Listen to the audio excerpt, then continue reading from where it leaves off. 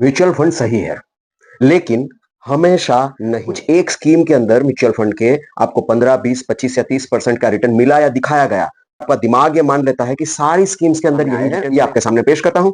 इसमें बहुत सारी स्कीम्स ऐसी है जिसमें माइनस में रिटर्न मिला है और आप उसके ऊपर अपने फ्यूचर का प्लानिंग लगाए बैठे। फाइनेंशियल प्लानिंग एक सिस्टम है, एक अभ्यास है। आप अगर फाइनेंशियल प्लानिंग करना चाहते हैं तो म्यूचुअल फंड का फायदा कैसे ले सकते हैं, उसके सामने सिक्योरिटी कैसे ले सकते हैं और अच्छा रिटर्न कैसे बना सकते हैं, परिवार की सुरक्षा कैसे कर सकते हैं, ये सारी चीजें अगले वीडियो में बताऊंगा। तो अब आगे फाइनेंशियल प्लानिंग में क्या नहीं करना चाहिए ये तो समझ लिया, क्या करना चाहिए उसकी बात करते हैं। जब हम छोटे थे तो हमें ड्राइंग करने के लिए दिया जाता था। अब मैं आपको एक टास्क देता हूं कि आप एक घर ड्रॉ कीजिए। तो आप कैसे ड्रॉ करेंगे? ये ऐसे एक छत बनाई और ये दो दीवारें रखी और नीचे प्लेटफॉर्म बना दिया, बराबर, सीढ़ियां बना दी, ये दरवाजा और ये खिड़कियां, ये हो गया घर। वाकई में घर ऐसे बनता है क्या? नहीं, मैं सिर्फ क्रोनोलॉजी की बात करता हूं। सबसे पहले क्या बनता है, छत या पिलर? देखिए, घर ऐसे बनता है। सबसे पहला ये प्लिंथ लेवल बना, इसके ऊपर दीवारें खींची जाएंगी, फिर दरवाजे, खिड़कियां, छत, उसके ऊपर। तो कुल मिला के हमें जो सही में प्लानिंग करना है वो रिवर्स है, बराबर है। तो ये पिलर का मतलब ये हुआ कि जहां पे स्ट्रेंथ है, पिलर्स ना दिखते हैं ना बिकते हैं, फिर भी सबसे जरूरी है। आपकी फाइनेंशियल इमारत के लिए भी सबसे जरूरी है बेस। और बेस में क्या आता है? एक बड़ा सा इंश्योरेंस। बड़ा मतलब कितना? सफिशिएंट। कितना? आपकी सालाना इनकम का कम से कम 10 गुना, या आपकी एब्सेंस में आपकी फैमिली का इनकम फ्लो 1 करोड़ जितना हो जाए आने वाले 10 साल में, ऐसा कुछ प्रोविजन करना चाहिए। ये नंबर 1 हो गया।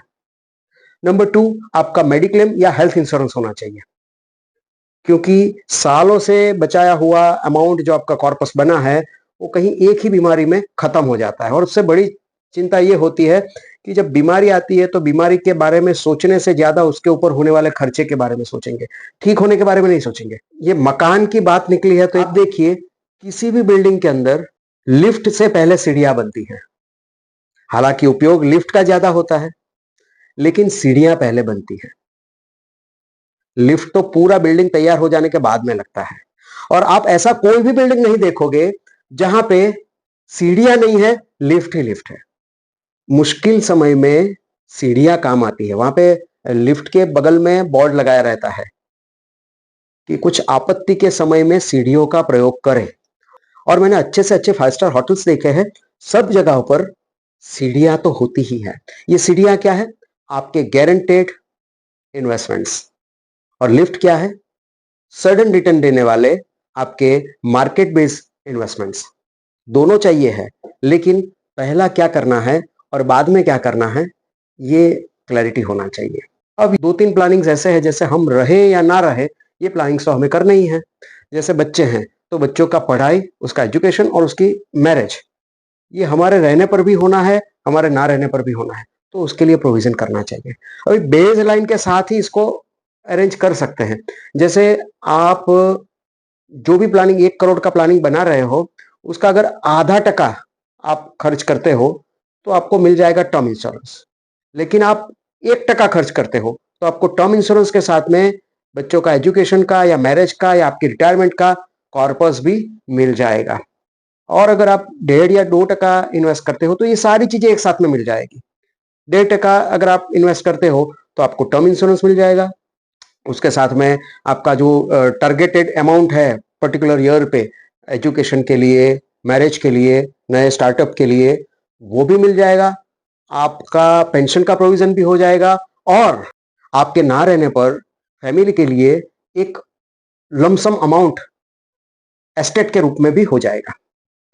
तो ये कुछ क्राइटेरिया है जिसके ऊपर काम करना चाहिए। और उसके बाद आपके पास प्रोविजन रहता है तो आप कर सकते हैं स्टॉक्स, क्रिप्टो वगैरह वगैरह, बहुत कुछ होता है फिर।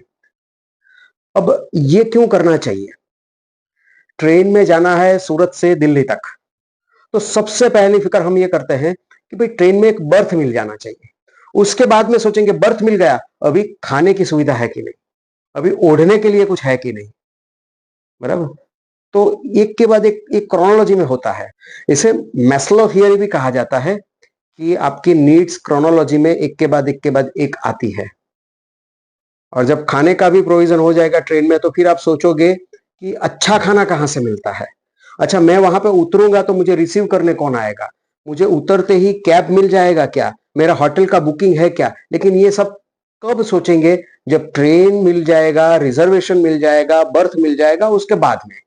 अब जाना है और ट्रेन ही नहीं मिलेगा तो बाकी का सब प्लानिंग बेकार हो जाएगा। वैसे ही लाइफ में आपको एक डेस्टिनेशन पर पहुंचना है, तो उसके लिए जो मिनिमम रिक्वायरमेंट है, बेटी की शादी के लिए कम से कम 5-10 लाख रुपया चाहिए है। बेटे या बेटी के एजुकेशन के लिए कम से कम 10 लाख, 15 लाख, 20 लाख आपके आपके टारगेट के हिसाब से चाहिए है। तो उतना प्रोविजन पहले कर ले। अगर उससे ज्यादा मिला तो फिर सोचेंगे उसको अब्रॉड भेजना है, उसको आगे हायर स्टडीज के लिए भेजना है, वो सब प्लानिंग बाद में होगा। लेकिन अगर मिनिमम रिक्वायरमेंट है 10 लाख रुपया, मिनिमम रिक्वायरमेंट है, अगर उसका ही प्रोविजन नहीं है तो फिर क्या करेंगे। तो मिनिमम रिक्वायरमेंट को पहले सेव कर ले, उसके बाद में फर्दर प्लानिंग करते हैं।